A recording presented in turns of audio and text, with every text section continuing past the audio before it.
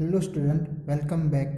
आज हम बात करेंगे बायो जियो केमिकल साइकिल्स के बारे में।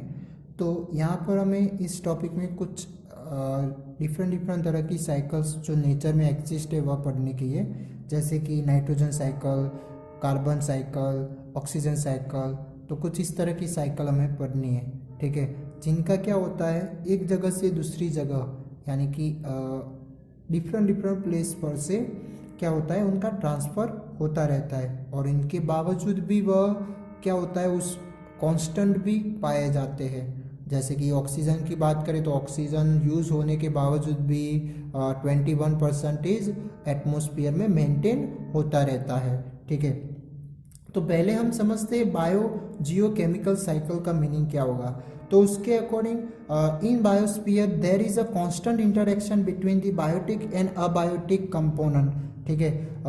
तो हमें पता है कि जो बायोस्फीयर है वह किनका बना हुआ है, बायोटिक एंड अबायोटिक कंपोनेंट का बना हुआ है, ठीक है। तो इनके बीच में भी एक इंटरेक्शन रिएक्शन होती है, ठीक है, यानी कि कुछ चीज़ों के कुछ मटेरियल को लेकर कुछ मैटर एंड एनर्जी को लेकर क्या होता है उनके बीच में ट्रांसफर होती रहती है।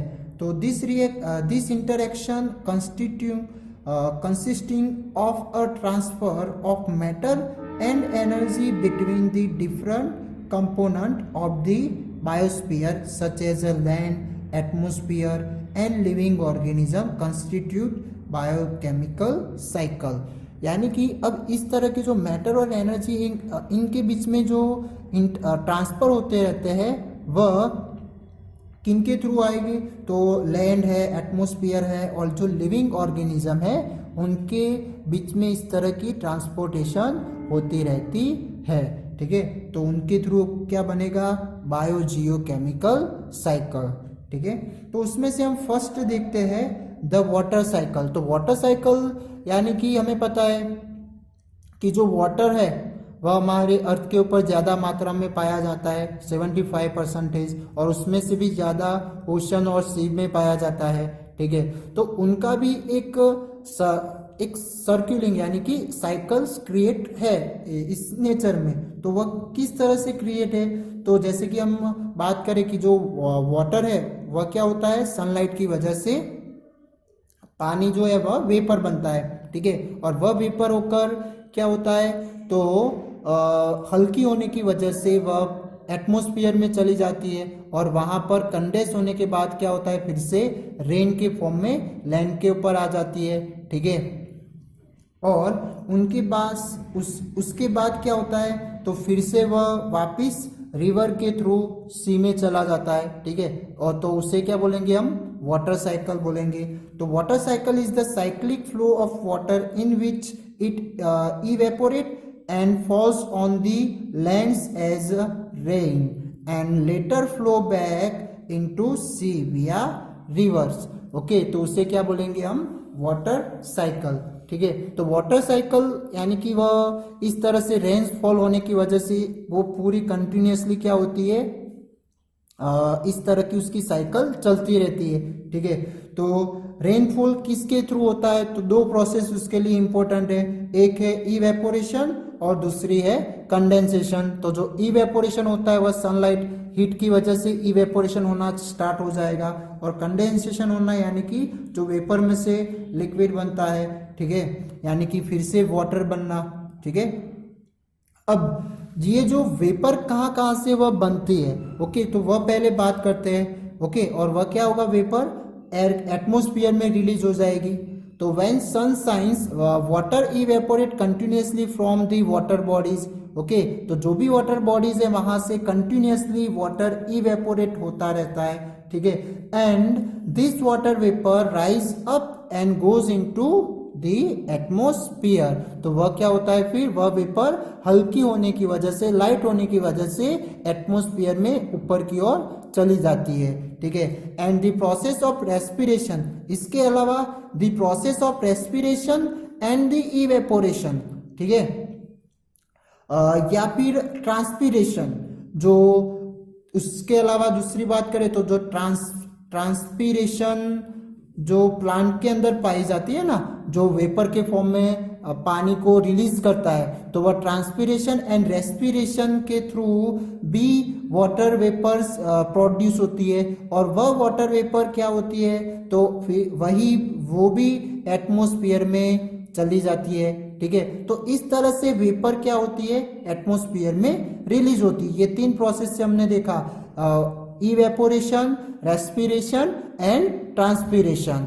ठीक है, next, the evaporation and condensation of water vapour leads to rain, और इन्हीं की वजह से क्या होता है, रेन क्रिएट होती है। ठीक है, अब ये जो रेन है वह इस यानी कि जो पानी था वह वेपर होकर रेन के फॉर्म में जो लैंड के ऊपर आता है, ठीक है, अर्थ के ऊपर आता है, तो वह पानी का होता क्या है वह देखते हैं अब हम।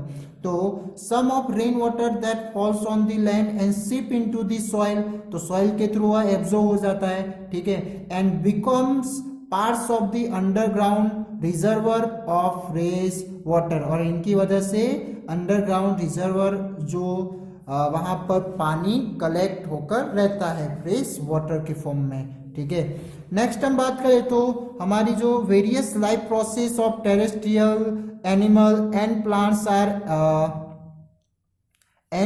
Are dependent on the water, तो इस तरह से जो लिविंग ऑर्गेनिजम्स है जो पानी के यानी कि उन्हें भी पानी की जरूरत होती है। ठीक है, तो उसमें भी टेरेस्ट्रियल एनिमल्स एंड प्लांट्स है, उन्हें वह भी किसके ऊपर डिपेंडेंट है, तो वह भी पानी के ऊपर डिपेंडेंट होते हैं। ठीक है, नेक्स्ट हम बात करें तो large number of substance can dissolve in water as it flow and this soluble minerals and other nutrients are carried by river and from the land to the sea where they are utilised by marine organisms, यानी कि अब हमें पता है कि जहां जहां से ये पानी, अब पानी क्या होगा फिर इस तरह से अर्थ के ऊपर आता है, तो फिर क्या होगा, स्ट्रीम वगैरह के थ्रू फिर वह पूरा रिवर बन जाएगा। तो रिवर जहां जहां से भी वह अर्थ के ऊपर से पास होती है, तो उस मिट्टी के जो भी मिनरल्स होंगे वह मिनरल्स को भी क्या करता है, वह अपने साथ ले जाता है। ठीक है, वह मिनरल्स एंड न्यूट्रिएंट्स वगैरह।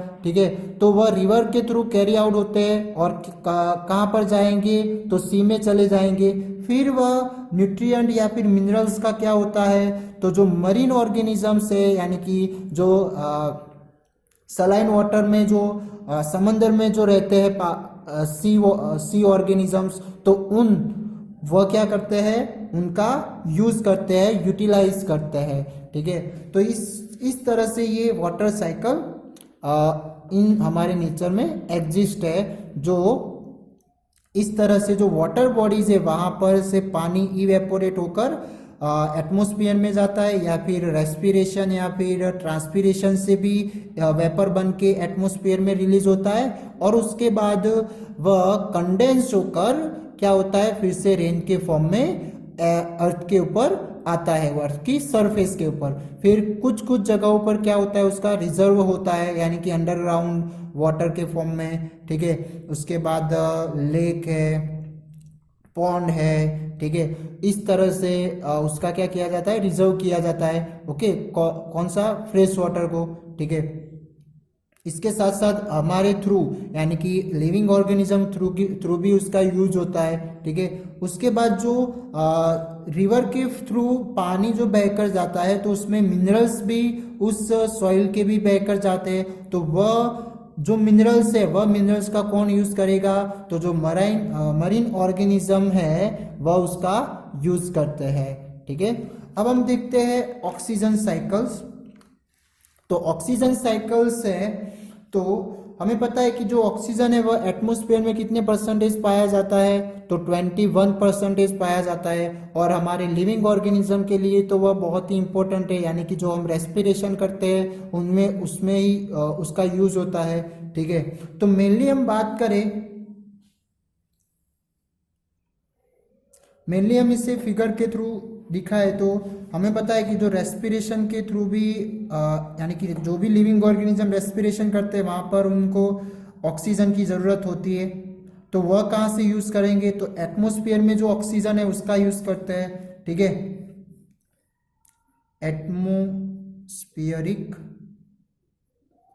स्फीयरिक ऑक्सीजन, ठीक है।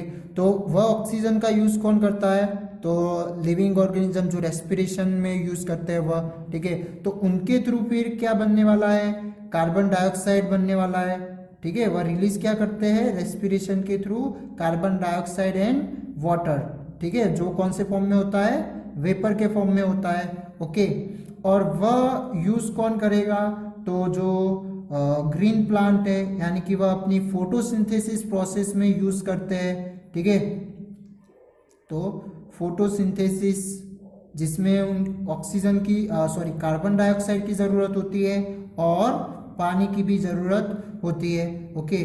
और फिर वही जो फोटोसिंथेसिस प्रोसेस के थ्रू फिर से ऑक्सीजन जो है वापस एटमॉस्फेयर में रिलीज हो जाता है। इसके साथ साथ जो फोटोसिंथेसिस के थ्रू जो प्लांट्स है वह अपना जो फूड बनाते हैं, तो वह जो प्लांट के ऊपर डिपेंड जो ऑर्गेनिजम्स है वह उसका यूज करते हैं, ठीक है। तो उनके थ्रू जो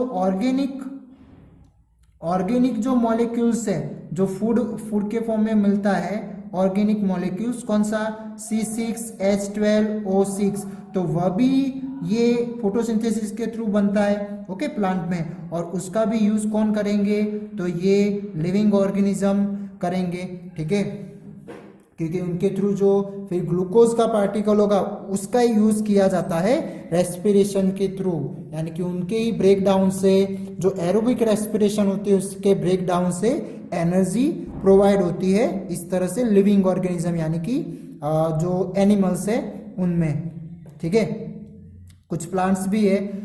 तो ये इस तरह से पूरी इसकी ऑक्सीजन साइकिल बनेगी। तो आप देख सकते हैं मेनली फोटोसिंथेसिस एंड रेस्पिरेशन, यानी कि प्लांट एंड एनिमल के बीच में उनका पूरा सर्कुलेशन है, उसके साथ साथ एटमॉस्फेयर में जो ऑक्सीजन है वह उसका यूज करेंगे, ठीक है। तो देखते हैं अब कि oxygen the most essential gas for the living organism is also an abundant element on our अर्थ। तो ये वह एक हमारे लिए बहुत ही इंपॉर्टेंट है, किसके लिए, लिविंग ऑर्गेनिज्म के लिए। क्यों, क्योंकि हम जो रेस्पिरेशन करते हैं वहां पर यूज होता है ये। इसके साथ साथ दूसरे जगहों पे भी उसका यूज होता है, वह देखते हैं हम।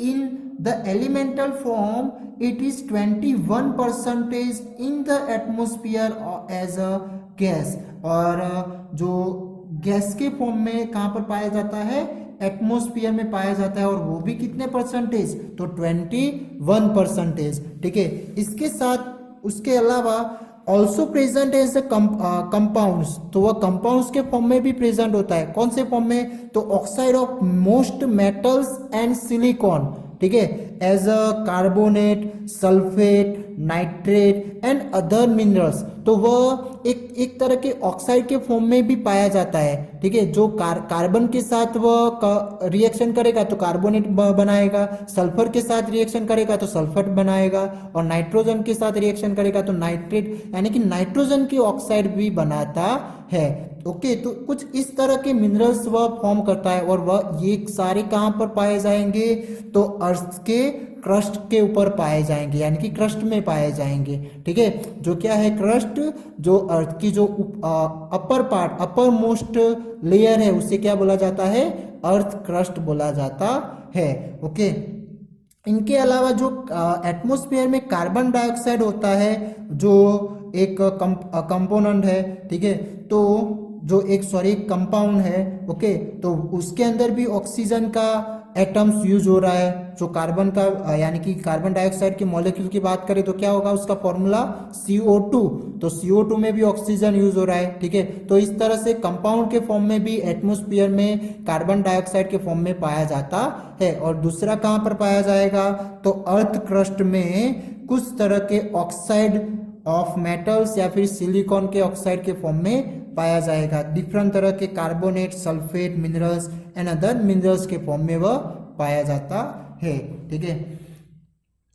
इसके साथ साथ कुछ जो बायोलॉजिकल मॉलिक्यूल्स के अंदर भी ये ऑक्सीजन की जरूरत होती है, यानी कि उनके बनने के लिए भी ऑक्सीजन जरूरत है। कौन से बायो मॉलिक्यूल यानी कि बायोलॉजिकल मॉलिक्यूल्स, तो जो कार्बोहाइड्रेट है, प्रोटीन्स है, न्यूक्लिक एसिड है, फैट्स है, ठीक है। तो ये बनने के लिए ऑक्सीजन जरूरी है, तो oxygen in present along with carbon, तो इनके साथ दूसरा कार्बन भी इनके बनने के लिए जरूरत होती है, ठीक है। तो ऑक्सीजन तो होता ही है बट कार्बन भी होगा। जैसे कि कार्बोहाइड्रेट की हम बात करें तो कार्बोहाइड्रेट यानी कि वन टाइप ऑफ उसके ग्लूकोज के बारे में, ग्लूकोज का फॉर्म ले तो उसका फॉर्मूला क्या हो जाएगा, केमिकल फॉर्मूला मॉलिक्यूल, तो C6H12O6। तो आप देख सकते हैं यहाँ पर ऑक्सीजन का यूज हुआ है एंड कार्बन डाइऑक्साइड का कार्बन का भी यूज हुआ है, ठीक है। तो ये इसकी मॉलिक्यूल फॉर्मूला हो जाएगी, ठीक है। नेक्स्ट देखते हैं, तो इनकी वजह से by oxygen cycle the level of oxygen are maintain in the atmosphere, और इन्हीं ऑक्सीजन साइकिल की वजह से एटमोस्फियर में ऑक्सीजन की परसेंटेज क्या होती है, लेवल रहती है, मेंटेन रहती है, ठीक है। नेक्स्ट हम बात करें कि अब ये ऑक्सीजन का यूज कहाँ कहाँ पर होगा। हमने अभी तक तो देखा कि यहाँ इस डिफरेंट जगह पे इस तरह से ऑक्सीजन पाया जाएगा, ठीक है। इसके साथ साथ बायोलॉजिकल मॉलिक्यूल बनने के लिए ऑक्सीजन की जरूरत होती है, ठीक है। तो और कहाँ पर ऑक्सीजन यूज होगा, तो कुछ 3 प्रोसेस है। कौन सी प्रोसेस, तो एक है कंबशन, यानी कि कोई भी ऑब्जेक्ट जो जलता है, ठीक है, तो उसे क्या बोलेंगे हम, कंबशन बोलेंगे। तो कंबशन होने के लिए कंपलसरी ऑक्सीजन की जरूरत होती है, ठीक है। बिना ऑक्सीजन से वह बर्न हो सकता नहीं है, ओके। नेक्स्ट हम देखें तो रेस्पिरेशन, तो रेस्पिरेशन में भी लिविंग ऑर्गेनिज्म को जरूरत होती है, ठीक है। इनके साथ साथ in the formation of oxide of nitrogen, तो नाइट्रोजन के ऑक्साइड फॉर्म करने के लिए भी ऑक्सीजन की जरूरत होगी, क्योंकि जब भी ऑक्साइड किसी का बनता है तो बिना ऑक्सीजन से वह बनेगा नहीं, ठीक है। नेक्स्ट हम देखें तो O2 is return to the atmosphere by photosynthesis. अब ये इस तरह से एटमोस्फियर का जो ऑक्सीजन है, ठीक है, वह इन 3 प्रोसेस से यूज तो होने वाला है, बट वह फिर से कौन सी प्रोसेस से रिलीज होगा वापिस एटमोस्फियर में, तो कौन सी प्रोसेस आएगी, फोटोसिंथेसिस, जो कौन करेंगे, ग्रीन प्लांट करेंगे, ठीक है। नेक्स्ट हम देखें तो सम बैक्टीरियाज आर अनएरोबिक रेस्पिरेशन, यानी कि वह क्या करते हैं, अनएरोबिक रेस्पिरेशन करते हैं, तो they are poison by elemental oxygen, तो उनके लिए जो ये ऑक्सीजन है वह एक पॉइजन की तरह रिएक्ट करेगा, जिसकी वजह से वह ऑक्सीजन का यूज करेंगे नहीं, और इनकी वजह से वह कौन सी रेस्पिरेशन करते हैं, अनएरोबिक रेस्पिरेशन करते हैं, यानी कि जो इनके अंदर का जो ग्लूकोज का पार्टिकल होता है वह विदाउट ऑक्सीजन से ब्रेक डाउन होकर उनकी एनर्जी बनती है, ठीक है।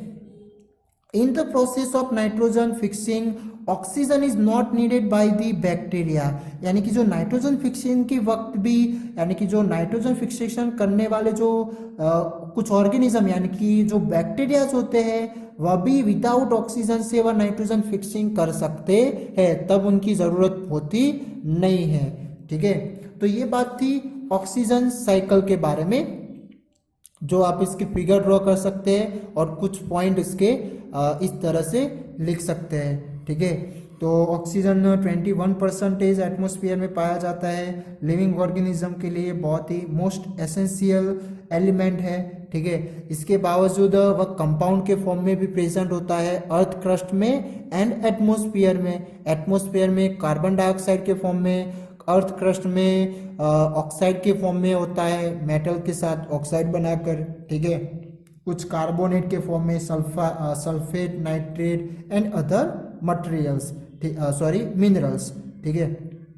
इसके साथ साथ बायोलॉजिकल मॉलिक्यूल बनने में भी इनकी ज़रूरत होती है, like carbohydrate, protein, nucleic acid, fats, यानी कि उसे लिपिड्स भी बोल सकते हैं, ठीक है। तो इन तरह के जो बायोलॉजिकल मॉलिक्यूल्स है वह बनने के लिए, इसके साथ साथ इनका यूज और कहाँ पर होता है, जो एटमॉस्फेयर का ऑक्सीजन यूज करते हो, तो combustion, respiration and formation of oxide of nitrogen, ठीक है। इनके बावजूद फिर से एटमॉस्फेयर में ऑक्सीजन कैसे रिटर्न होगा, तो वह फोटोसिंथेसिस प्रोसेस के थ्रू, ठीक है। और कुछ बैक्टीरियाज है उनके लिए ये ऑक्सीजन पॉइजनस होता है, जिसकी वजह से वह अनएरोबिक रेस्पिरेशन करते हैं। इसके साथ साथ जो नाइट्रोजन फिक्सिंग करने वाले जो ऑर्गेनिज्म है, जो बैक्टीरियाज है, वह भी उनको भी ऑक्सीजन की ज़रूरत होती नहीं है जब वह नाइट्रोजन फिक्सिंग करते हैं तब। यानी कि फिर से वह, यानी कि जो एटमॉस्फेरिक नाइट्रोजन है ना, उसे सॉइल के अंदर जो ट्रांसफर करते हैं उसे क्या बोला जाएगा, नाइट्रोजन फिक्सिंग। ठीक है, जो ब्लू ग्रीन एल्गा भी थे, कुछ बैक्टीरियाज भी आते हैं, और लाइटनिंग के थ्रू भी वह नाइट्रोजन जो एटमॉस्फेयर का होता है वह सॉइल के अंदर ट्रांसफर होता है, वह हम देखेंगे नाइट्रोजन साइकिल में। नेक्स्ट हम देखते हैं ओजोन लेयर। तो ये ओजोन लेयर क्या है तो वह देख लेते हैं। तो ओजोन लेयर कहाँ पर पाई जाएगी, तो एटमॉस्फेयर में अपर लेयर पर वह पाई जाती है।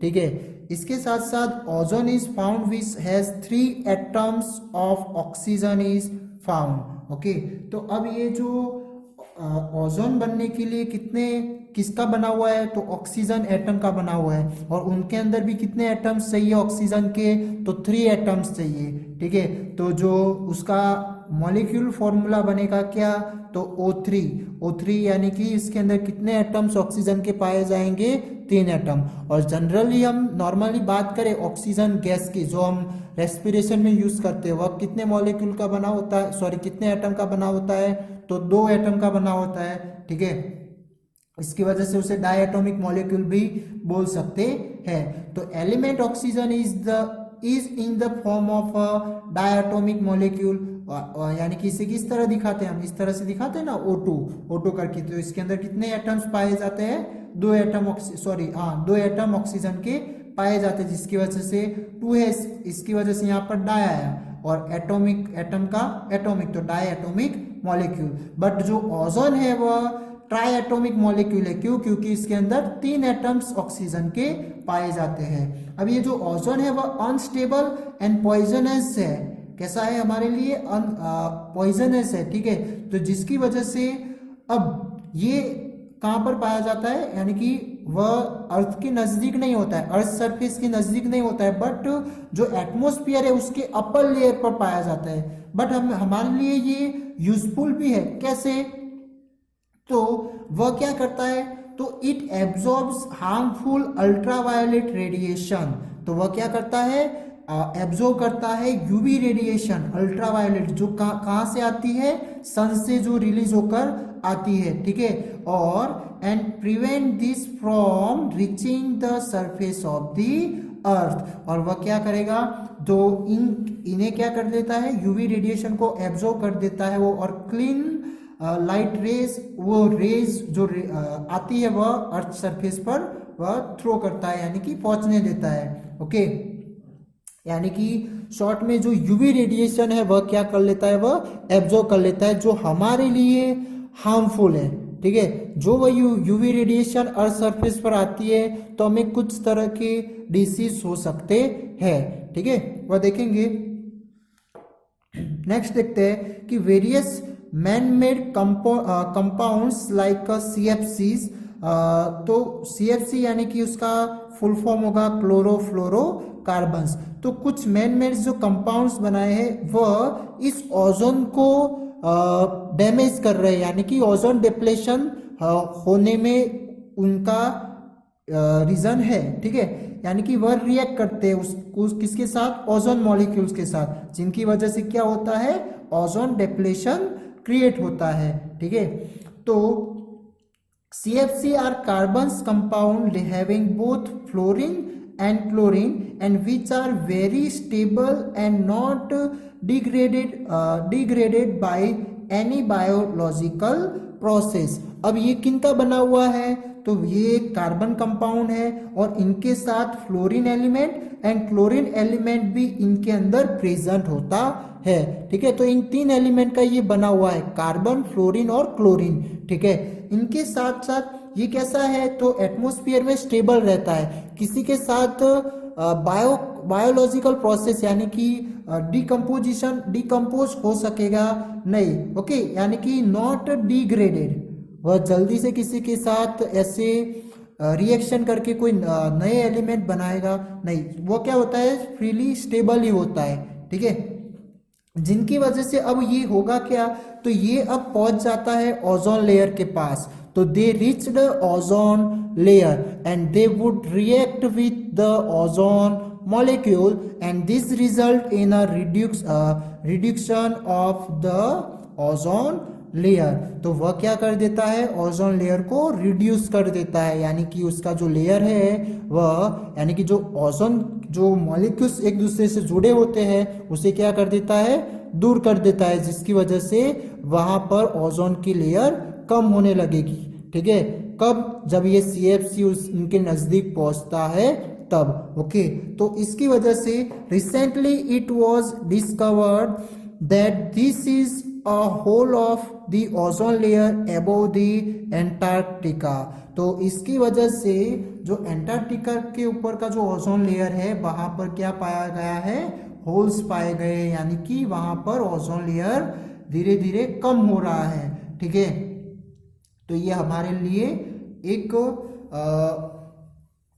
यानी कि एक बुरी बात है। ठीक है, जो क्या होगा कि वहां से फिर वह अल्ट्रावायलेट यूवी रेडिएशन अर्थ की सरफेस पर एंटर हो सकते हैं, जो क्या करेंगे, जो लिविंग ऑर्गेनिज्म है उन्हें डैमेज कर सकते हैं। ठीक है, तो if UV radiation reach the earth and they can cause disasters changes in the plant and animals. तो इनकी वजह से प्लांट और एनिमल में डिजास्टर चेंजेस हो सकते हैं। ठीक है, जैसे कि मैं बात करूं तो जो लिविंग ऑर्गेनिज्म यानी कि जो जैसे ह्यूमन की बात करें तो हमारी स्किन डिसीज भी हो सकती है, फिर कैटरेक्ट करके जो डिसीज है वह भी हो सकता है। ठीक है, इसी तरह प्लांट को भी डैमेज कर सकता है, एनिमल को भी डैमेज कर सकता है। ठीक है, तो इस तरह के डिफरेंट डिफरेंट डिसीज इनके थ्रू क्रिएट हो सकते हैं जब ये यूवी रेडिएशन, जब ओजोन लेयर नहीं होगा तो क्या होने लगेगी, अंदर आने लगेगी, यानी कि सरफेस पर, अर्थ सरफेस पर आने लगेगी। ठीक है, तो उन्हें उनसे बचाता कौन है, तो ओजोन लेयर। ठीक है, जो इन यूवी रेडिएशन को क्या कर देता है, अपने अंदर एब्जॉर्ब कर लेता है। ठीक है, तो ओजोन का मॉलिक्यूल क्या होगा, तो O3, वो कैसा है, तो ट्राई एटॉमिक मॉलिक्यूल है। ठीक है, इसके साथ साथ वह एक पॉइजनस गैस है। ठीक है, बट हमारे लिए यूजफुल भी है, क्यों, क्योंकि वह यूवी रेडिएशन जो सनलाइट से, सन से आती है, वह उसे एब्जॉर्ब कर लेता है। ठीक है, और बिना यूवी वाली रेडिएशन उस रेज को अर्थ सरफेस पर आने देता है। ठीक है, बट इससे डैमेज ह्यूमन यानी कि मैन मेड कंपाउंड से वह डैमेज भी हो रहा है, और मोस्ट कंपाउंड कौन सा है, वह CFCS है।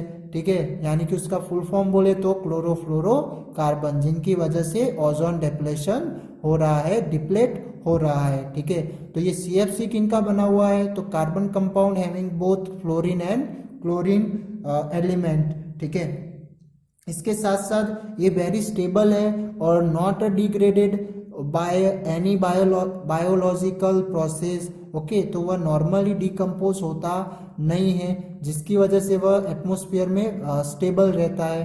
तो फिर वह ओजोन के साथ रिएक्ट करके ओजोन को क्या करने लगता है, डैमेज करने लगता है, उसे रिड्यूस करने लगता है। ठीक है, जिसकी वजह से फिर जो एंटार्क्टिका के ऊपर का जो ओजोन लेयर है वह उनके ऊपर होल्स पाए गए हैं, और इन यूवी रेडिएशन से कुछ डिसीज क्रिएट हो सकते हैं प्लांट और एनिमल के अंदर। ठीक है, तो आज हमने बात किया ओजोन लेयर के बारे में, oxygen cycles and water cycles. ठीक है, थैंक यू।